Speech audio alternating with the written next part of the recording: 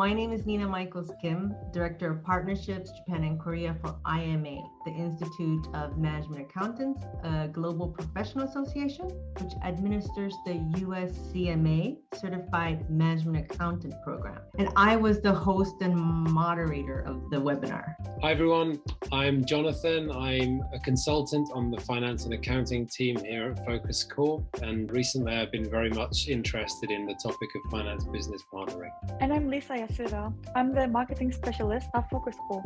So Jonathan, why we are doing this video today? Thank you very much, Lisa. In June, we partnered with the IMA to do a webinar on the topic of finance business partnering. So there were two questions left at the end of the webinar that we would like to try to answer today. So second question is, IT and software are becoming more important in financial analysis, but depending on the scale and size of the company, not all companies will invest or have a strong IT team. Do you think strong IT knowledge is also a must for finance people in future? When we speak of IT knowledge for finance people, IMA recommends that finance people become familiar with emerging technologies such as robotic process automation, RPA as it's known, data analytics, and data visualization. The last one, data visualization, is very important for finance business partners to acquire so that they can storytell their numbers. So to present their numbers so that it's easily understandable for their stakeholders and their clients. In fact, the USCMA, the Certified Management Accountant Certification, recently changed their exam in 2020 to incorporate technology and analytics. So that's how important technology is for finance people. Now, technology analytics comprises 15% of one of the parts of the total 2 exams required to become a USCMA. And although we don't go as far as saying that finance people all need to become data scientists or IT specialists, but we do recommend that finance people are at least familiar with the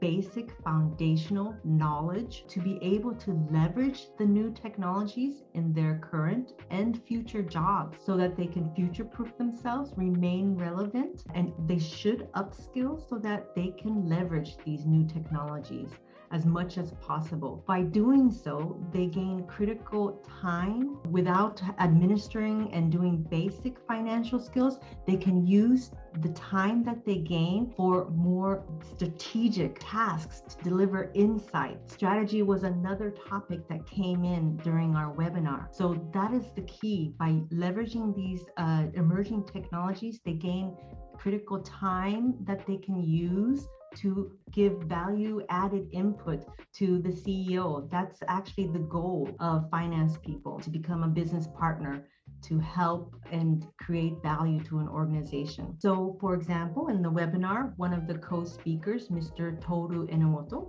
also mentioned that he learned, I think in his free time, to create a simple RPA, the robotic process automation. So by doing so, he was able to become familiar with the basic concept of programming and how to use RPA in his current job. So that's very commendable.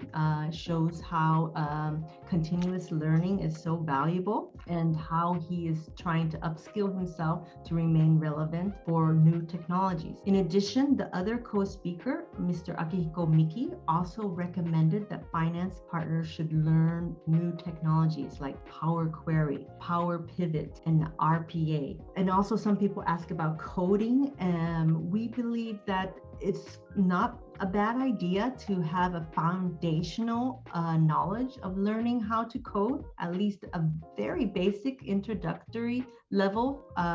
Just maybe watch some videos on Python, R, or BASIC to establish a baseline in data analytics. I'm starting to see, from a consulting perspective, more and more clients looking for candidates, certainly on the financial analysis side of things, who have experience with the software that you mentioned, RPA RPA perhaps is a growing area, but also BI tools like Tableau and Power BI is something where I'm seeing clients asking for candidates who have those skills, or candidates presenting themselves to me with those skills. And then the other thing is VBA, which is Visual Basic for Applications, which is essentially a way of using Excel to do coding by creating macros to do, as Nina said, the more basic finance and analytic tasks for you, which then frees you up to do the strategic and insight-based work, which is ultimately going to be of more value to the C-level people in your organization.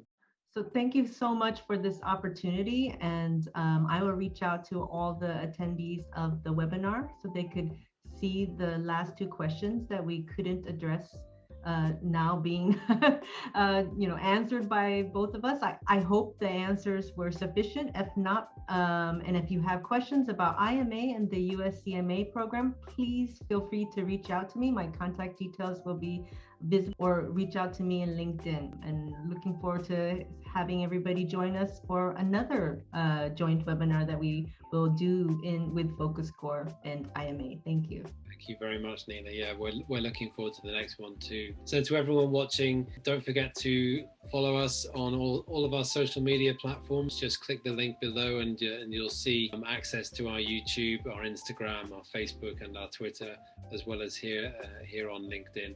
We're looking forward to seeing you all again soon at the next webinar.